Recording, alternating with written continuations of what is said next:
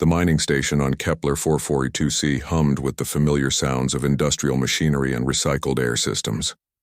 James Martinez wiped the sweat from his brow as he finished his 16-hour shift in the lithium extraction tunnels.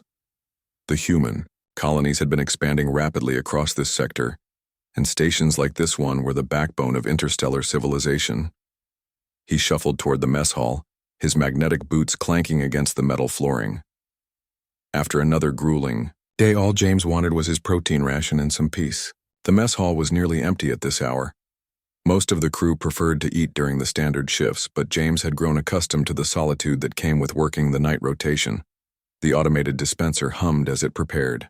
His meal, synthetic beef, reconstituted vegetables, and a nutrition cube that tasted like cardboard but contained all the vitamins a human needed to survive in space. James carried his tray to his usual corner table, looking forward to the simple pleasure of eating in silence. That's when he saw her. A small figure hunched over his table, delicate bluish hands frantically stuffing food into a makeshift pouch. The alien girl couldn't have been more than 4 feet tall, with the characteristic scaled skin and large, luminous eyes of the Zephyrian species. Her movements were quick and desperate, like a cornered animal. "Hey," James called out, his voice echoing in the mostly empty mess hall. "What are you doing?" The alien girl froze, her large eyes, each nearly the size of James's fist, turning toward him with a mixture of terror and resignation. She was clearly young, probably equivalent to a human teenager, and her scales had the dull, patchy appearance that indicated severe malnutrition. I am sorry," she whispered in heavily accented standard, her voice barely audible. "I did not think anyone would come." James set his fresh tray down and studied her more carefully. Her clothes were little more than rags, and he could see the sharp angles of her ribs through the thin fabric. This wasn't some opportunistic thief. This was someone starving. "Are you alone on this station?" he asked, keeping his voice gentle despite his confusion. There weren't supposed to be any Zephyrians on Kepler 442c. The species had been granted refugee status after their homeworld was destroyed by a solar flare, but they were supposed to be housed in designated colonies with proper support systems. The girl's head drooped. "My name is Lisa," she said softly. I have been hiding here for 37 of your days." "Hiding? From what?" Lisa's large eyes filled with what James recognized as tears, though they were more viscous than human. Tears, and glowed faintly in the dim light. "The transport ship, there was an accident. Engine failure. Many died. I was thrown from the emergency pod during the evacuation. The rescue ships, they did not know I was missing." James felt his chest tighten. "You've been living in the station's maintenance areas?" She nodded miserably. "I tried to signal for help, but I do not know your communication systems. I was afraid that if I revealed myself, I would be sent away before anyone could verify my identity. My family, they think I am dead, and without proper documentation, I feared your authorities would assume I was an illegal immigrant."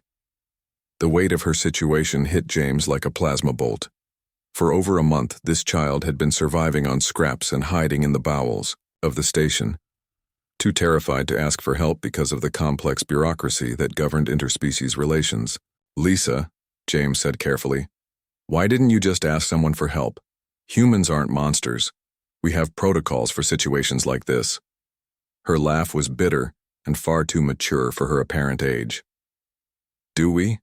My people hear stories, refugees, turned away because of paperwork errors.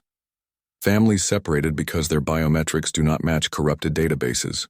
I have seen what happens when bureaucracy values procedure over compassion." James realized she wasn't wrong. He'd heard the same stories. Horror tales of alien refugees caught in endless administrative loops while their situations grew increasingly desperate. The galaxy was vast and full of suffering, and sometimes even well-intentioned systems failed the most vulnerable.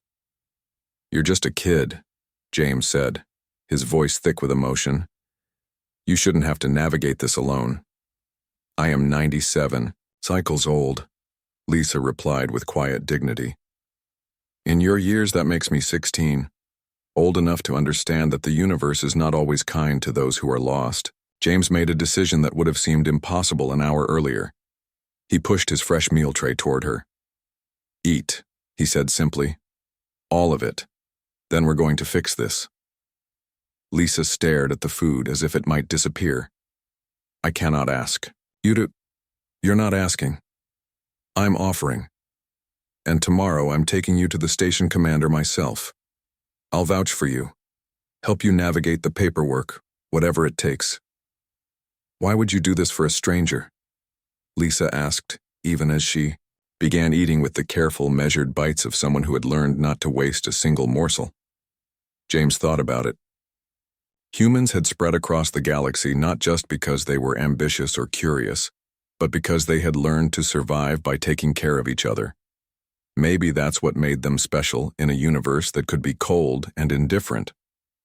"Because," he said finally, "being human means recognizing that every intelligent being deserves dignity and help when they need it most.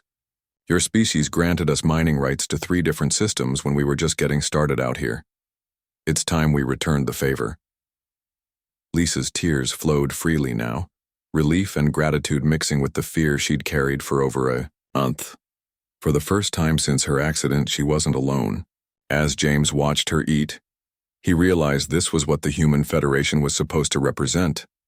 Not just expansion and resource extraction, but the radical idea that in a vast, often hostile universe, no one should have to face their darkest moments alone. Tomorrow they would begin the process of reuniting Lisa with her family. Tonight she would sleep in safety, with a full stomach and the knowledge that sometimes, against all odds, strangers could choose kindness. It was, James reflected, the most human thing of all.